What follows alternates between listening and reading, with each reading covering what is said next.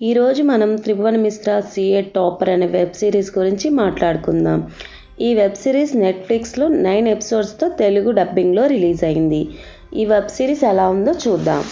Noida housing Singh government ఆఫీస్లో అకౌంటెంట్గా పనిచేసే త్రిభువన్ మిశ్రా అనుకోని పరిస్థితులు ఎదురై మెయిల్ ఎక్స్ గార్డ్గా అంటే మగవేసిగా ఎలా మారాడు, ఆ తర్వాత అతని జీవితం ఎలా మలుపు తిరిగిందో, భార్యకు 2 పిల్లలకు ఎంత మంచివాడిగా, ఉత్తముడిగా, లంచాలు తీసుకుని నిజాయితీపరుడుగా గుర్తింపు ఉన్న త్రిభువన్ మిశ్రా చివరికి ఏమయ్యాడు అన్నది ఈ వెబ్ సిరీస్ చూస్తే తెలుస్తుంది.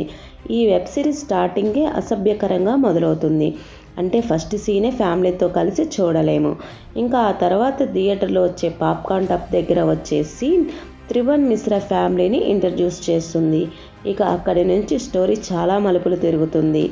త్రిభువన్ మిశ్రా తన ఫ్యామిలీ నుంచి క్రైమ్లో ఎలా ఇరుక్కున్నాడు, ఆ తర్వాత ఎలా బయటపడ్డాడు అనేది బాగానే చూపించారు.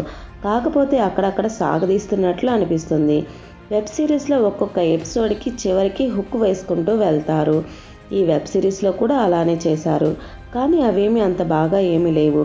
పర్ఫార్మెన్స్ల విషయంలో త్రిభువన్ మిశ్రా పాత్రలో మానవ కౌల్ చాలా బాగా చేశారనే చెప్పొచ్చు. అలాగే శ్వేతా బసు ప్రసాద్కి కూడా మంచి పాత్ర లభించింది.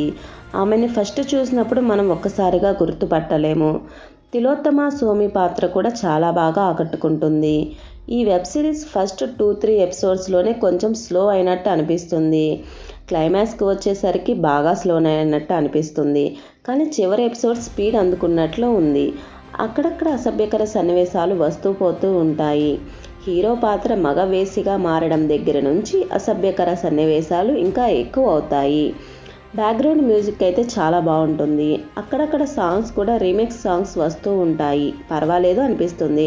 Director Amrit Raj Gupta, Puneet Krishna web series బాగానే తీశారు. మధ్య మధ్యలో కొంచెం స్లో అయినా కూడా ఆకట్టుకుంటాయి.